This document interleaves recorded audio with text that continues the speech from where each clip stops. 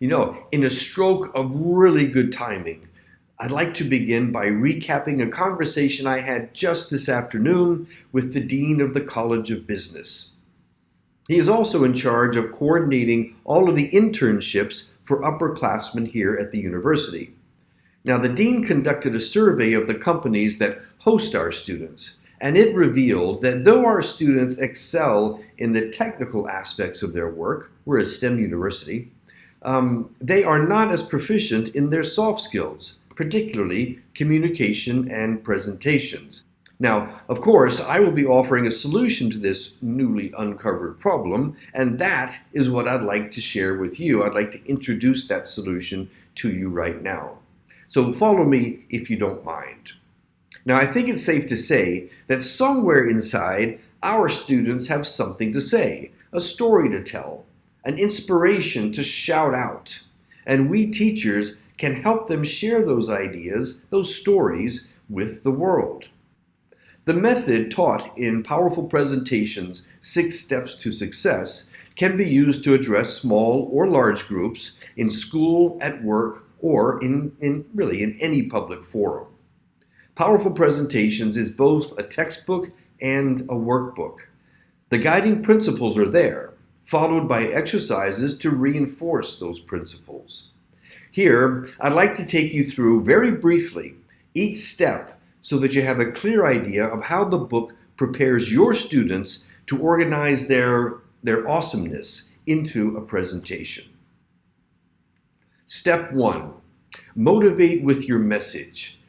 Obviously, the message is the core of the presentation, and the students have to make it meaningful, make it memorable. Section 1, choosing a topic. The presentation actually starts here. What should the students consider when choosing their topic? Section 2, finding your purpose. To find it, students should decide what they want their audience to do after the presentation. That will inform their purpose. Section 3, knowing one's audience.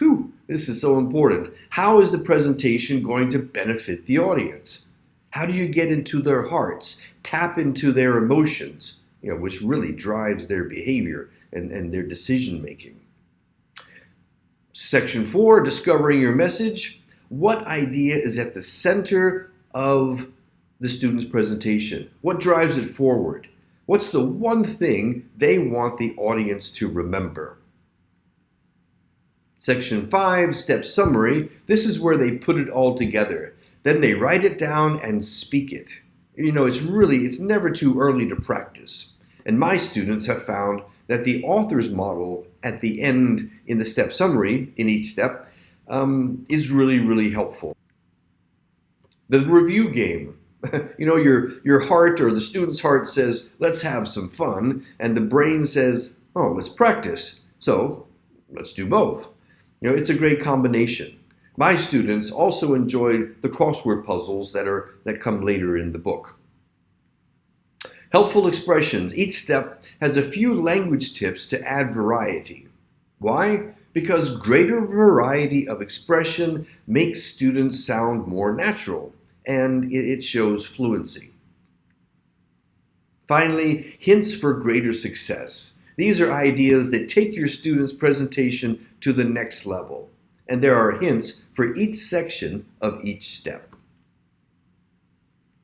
Okay, step 2. Here, instead of going through each section, I'm just going to give you an overview of the step, which I'll do for steps 2 through step 6.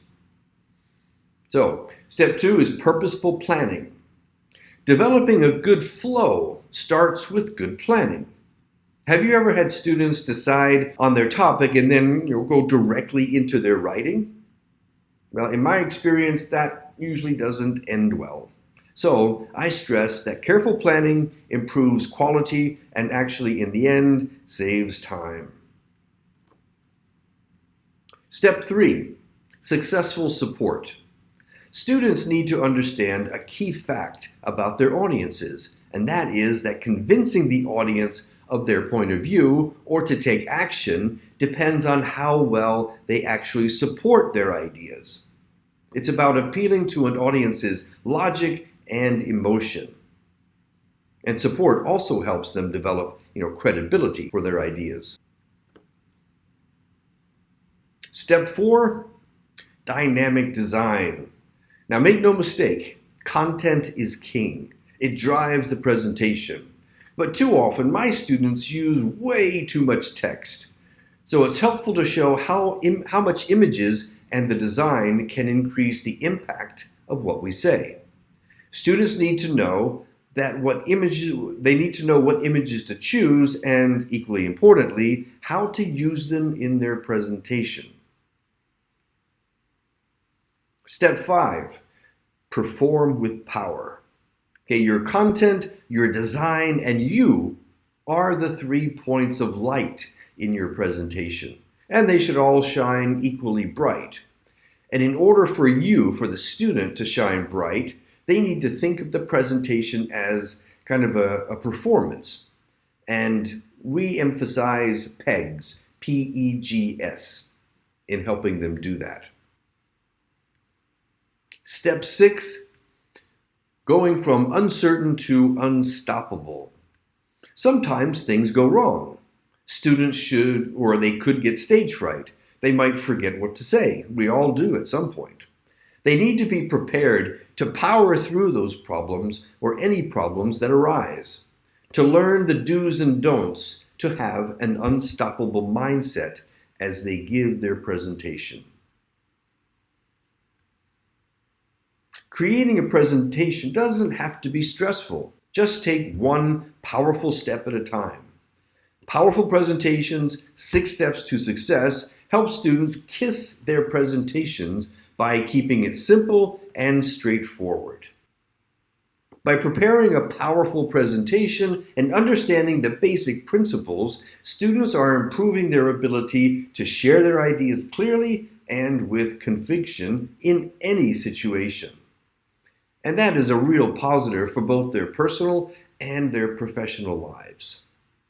So, come on, let's take a ride.